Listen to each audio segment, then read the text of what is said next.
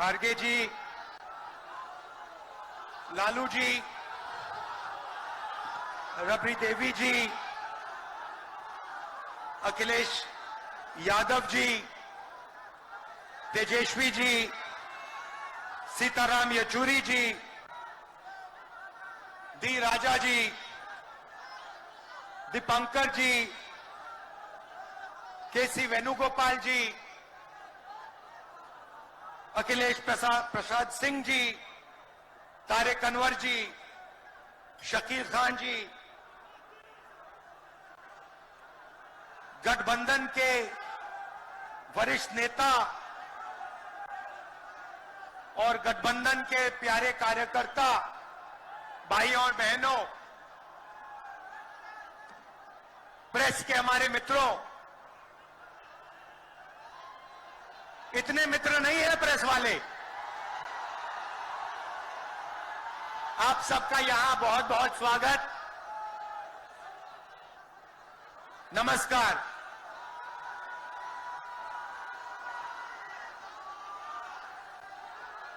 देश में जब भी बदलाव आता है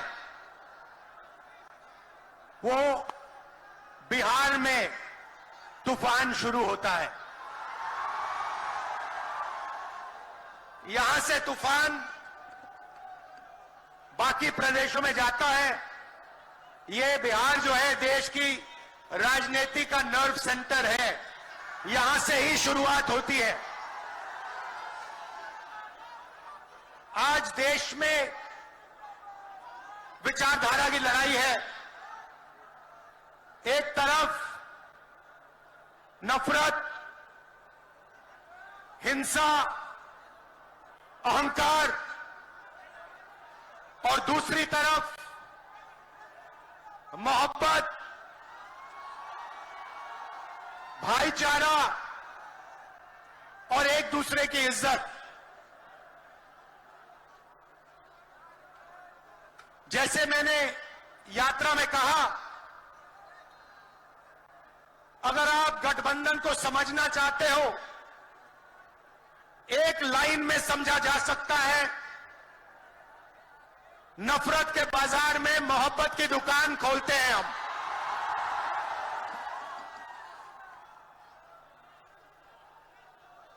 इस देश में नफरत क्यों फैल रही है? यह नफरत का देश नहीं है, आप सब जानते हो।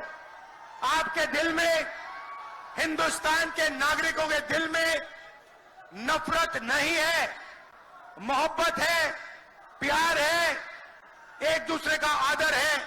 तो सवाल उठता है कि इस देश में नफरत क्यों फैल रही है?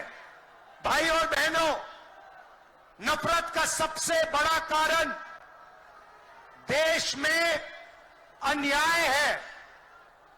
अन्याय, युवाओं के खिलाफ अन्याय, आप सबके खिलाफ अन्याय, किसानों के खिलाफ अन्याय, सामाजिक अन्याय, आर्थिक अन्याय।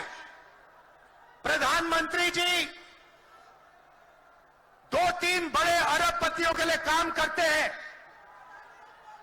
2-3 लोगों के लिए काम करते हैं। उनका 16 लाख करोड़ रुपया प्रधानमंत्री ने पिछले 10 सालों में माफ किया है। मैं आपसे पूछना चाहता हूं, उन्होंने हिंदुस्तान के किसान का कितना कर्जा माफ किया?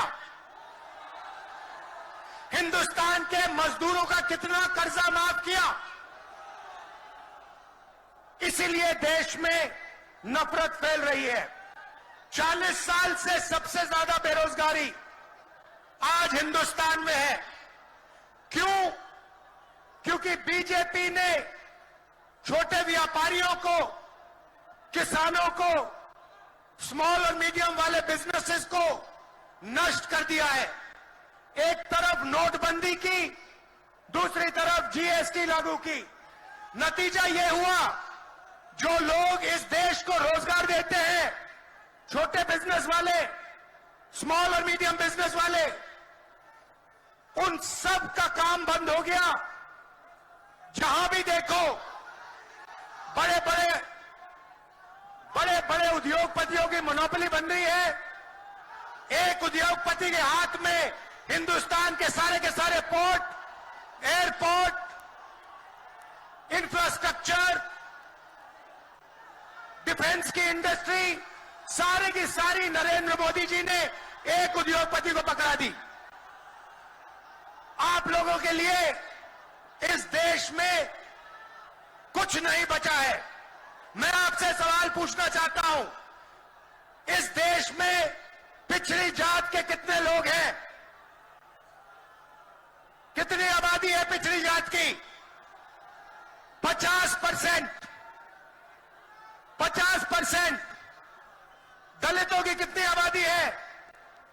15%। आदिवासियों की कितनी आबादी है? 8%।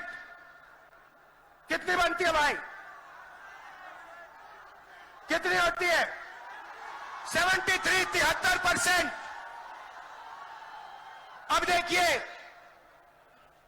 73% में से हिंदुस्तान की सबसे बड़ी कंपनियों में उनकी मालिकों की लिस्ट निकालिए, आपको एक व्यक्ति नहीं मिलेगा 73% वाला। उसके बाद मीडिया के मालिकों की लिस्ट निकालिए, बड़े बड़े इनके जो पत्रकार हैं उनकी लिस्ट निकालिए, आपको 73% में से एक नहीं मिलने वाला है। उसके बाद प्राइवेट अस्पतालों के मालिकों की लिस्ट निकालिए, स्कूल और कॉलेज जो चलाते हैं, private school, private college, private university, उनकी लिस्ट निकालिए, उधर आपको 73% का कोई नहीं मिलेगा। उसके बाद जो हिंदुस्तान को 90 ब्यूरोक्रेट चलाते हैं, आईएएस वाले, उनकी लिस्ट निकालिए, उधर आपको 3 पिछड़े वर्ग के लोग मिलेंगे, 3 दलित मिलेंगे और 1 आदिवासी मिलेगा। और अगर हिंदुस्तान की सरकार 100 रुपए खर्च करती है, बजट में अगर 100 रुपए खर्च होते हैं तो 73% की 6% की 6 रुपए की भागीदारी बनती है। तो ये जो 73% है, और उसमें अगर आप जोड़ना चाहते हो तो गरीब जनरल कास्ट के लोगों को भी जोड़ लो। इनके लिए इस देश में कोई रास्ता नहीं बचा है। पहले क्या होता था? पहले पब्लिक सेक्टर होता था, उसमें गरीबों को रास्ता मिलता था, नौकरी मिल जाती थी, सरकार में रोजगार मिल जाता था, जैसे बिहार में तेजस्वी जी ने किया, जैसे छत्तीसगढ़ में हमने किया, कर्नाटक में, तेलंगाना में हम कर रहे हैं। मगर नरेंद्र मोदी जी ने ये सारे के सारे रास्ते बंद कर दिए। सेना में आप जाते थे, वहां अग्निवीर लागू कर दिया। अब देखना, अग्निवीर लागू किया, और अग्निवीर में पहली बार इस देश में 2 तरीके के शहीद होंगे। एक शहीद होगा, उसको शहीद का दर्जा मिलेगा, उसे पेंशन मिलेगी, उसे कैंटीन मिलेगी, और उसे गांव में, शहर में आदर मिलेगा। दूसरा शहीद होगा, अग्निवीर होगा, वो शहीद होगा, उसे शहीद का दर्जा नहीं मिलेगा, उसको पेंशन नहीं मिलेगी, उसको कैंटीन नहीं मिलेगी, और उसको ट्रेनिंग भी सही नहीं मिलेगी। एक तरफ चाइना के सैनिक, पाकिस्तान के सैनिक सालों की ट्रेनिंग लेते हैं, और हमारे युवाओं को नरेंद्र मोदी 6 महीने की ट्रेनिंग देने के बाद उनके सामने खड़े करने की कोशिश कर रहा है। नतीजा आप जानते हो। मैं ज्यादा नहीं बोलना चाहता हूं, क्योंकि लालू जी को बोलना है। ये देखो,